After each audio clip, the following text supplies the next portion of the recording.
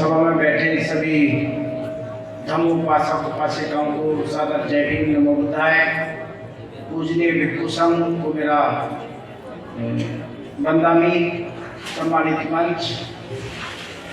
अपनी बात रखने से पहले अपने समाज में जन्मे सभी संत महापुरुष महाकाव्य तथागत गौतम बुद्ध, विश्व रत्न बोधिसत्व बाबा साहब और उन्हीं की तरह के लगभग 150 महापुरुषों का अभिवादन करते हुए अभिवादन करता हूँ। और ये जो कार्यक्रम जिन भी आए जो लोगों ने इसको रखा है, इतने अच्छे से सफल किया है, सफल संचालन किया जा रहा है, मैं उन सभी उस पूरी टीम का हृदय की गहराइयों से अभिवादन करता हूँ, धन्यवाद करता हूँ कि इस तरह के कार्यक्रम हमेशा होते रहने चाहिए और हो रहे हैं पूरे देश में। ऐसा भी नहीं है कि नहीं हो रहे हैं, पूरे देश में हो रहे हैं।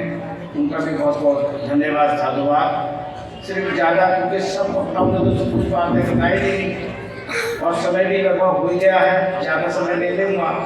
सिर्फ मैं इतनी सी बात कहना चाहता हूँ कि बाबा साहब ने जो धर्म की दीक्षा दी थी वो एक ही कारण से दी थी कि वो जाति के उत्पीड़न की वजह से दी थी। जो जाति का उत्पीड़न था वो जातियों की वजह से ही उन्होंने ये 1935 में घोषणा की थी कि मैं हिंदू धर्म में पैदा हुआ हूँ और मैं हिंदू धर्म में रह के मरूंगा नहीं। इसी वजह से फिर उन्होंने 21 साल के बाद धर्म की दीक्षा दी। इसी बीच में उन्होंने सभी धर्मों का अध्ययन किया, सभी धर्मों का अध्ययन किया। उन्होंने सिख धर्म का भी अध्ययन किया, मुस्लिम धर्म का भी अध्ययन किया और ईसाई धर्म का भी अध्ययन किया। सभी धर्म के अध्ययन करने के उपरांत उन्होंने जो देखा कि सभी धर्मों में कुछ ना कुछ जातियां भेदभाव हैं। अगर सिख धर्म को लेंगे, आप सिख धर्म को लेंगे तो सिख धर्म में भी जातियां हैं और रविदासियां होते हैं, वहाँ पर मजली सिख होते हैं और जट सिख होते हैं। और इसी तरीके से उन्होंने फिर मुसलमान धर्म को देखा, जिसे इस्लाम धर्म बोलते हैं, तो इस्लाम धर्म में भी देखा तो वहाँ भी बहुत सारी जातियाँ हैं, शेख सैयद और कुरैशी पठान धोबी सारी जातियाँ होती हैं। तो पहले उन्होंने सभी धर्मों का अध्ययन करने के बाद ये देखा कि एकमात्र ऐसा धर्म है जो बौद्ध धर्म है जिसमें जातियाँ नहीं होती हैं। आज हमारे कुछ 40 परिवारों ने आज अपने पुराने धर्म को छोड़ करके बौद्ध धर्म स्वीकार किया है। तो जो लोग पहले से भी बौद्ध हैं या जिन्होंने बौद्ध धर्म आज स्वीकार किया है, हम उन लोगों से निवेदन करेंगे आज मंच के माध्यम से कि वो जाति विहीन समाज की स्थापना करेंगे। अब जाति विहीन समाज की स्थापना कैसे होगी? तो हम लोगों को एक जातियों से दूसरी जातियों में शादी करनी होगी। जब तक हम एक जाति को अपनी जाति को छोड़ करके दूसरी जातियों में अपनी रोटी बेटी के संबंध नहीं बनाएंगे, जब तक जो जिस जाति को छोड़ करके बौद्ध बने हैं वो दूसरी जाति के लोगों के बौद्धों के साथ शादी नहीं करेंगे, तब तक जो है जाति विहीन समाज की स्थापना नहीं होगी।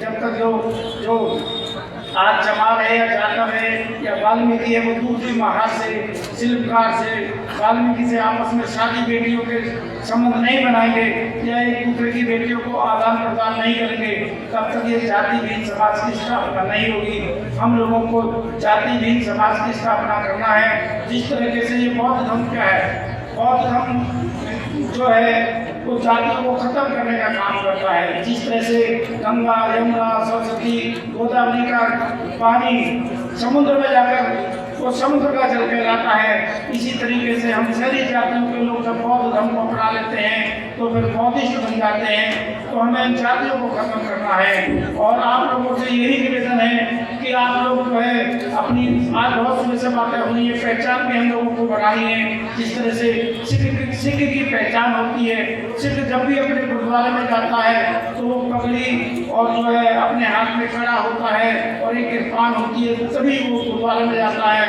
और मुसलमान जब भी अपनी मस्जिद में नमाज पढ़ने जाता है तो अपनी टोपी सिर पे रख के जाता है, सफेद कुर्ते पजामे में जाता है और दाढ़ी होती तो दाढ़ी से जाता है। और इसी तरह से जब कोई हिंदू अपने मंदिर में जाता है तो माथे पे टीका लगा के जाता है और उसके सिर पे जो चुटिया होती है या धोती पहन के जाता है।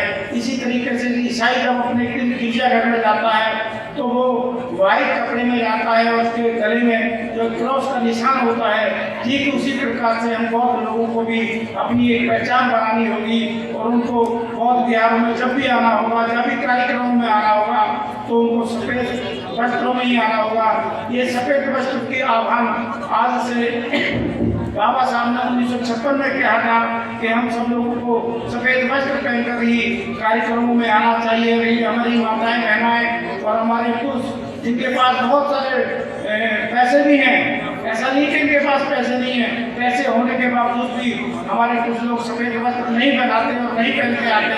तो उन लोगों से ये निवेदन है कि वो जब भी ऐसी इस तरह के कार्यक्रम हों, या बौद्ध मिशन के कार्यक्रम हो या बौद्ध के कार्यक्रम हो, जब भी कार्यक्रम हो तो सफ़ेद वस्त्र पहन के लिया है, जिससे कि ये पहचान पड़ जाए कि आज कोई कार्यक्रम तो ये बौद्धों का कार्यक्रम है।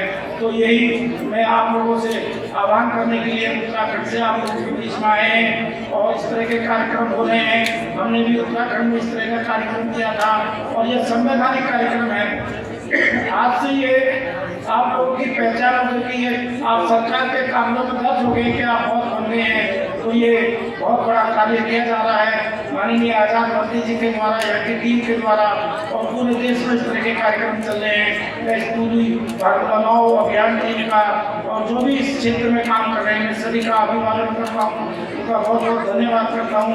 उनका उज्ज्वल भविष्य रहे ऐसी मंगल कामनाएं करता हूँ। सभी ने मेरी बातों को ध्यानपूर्वक सुना। सभी को जय भीम, नमो बुद्धाय।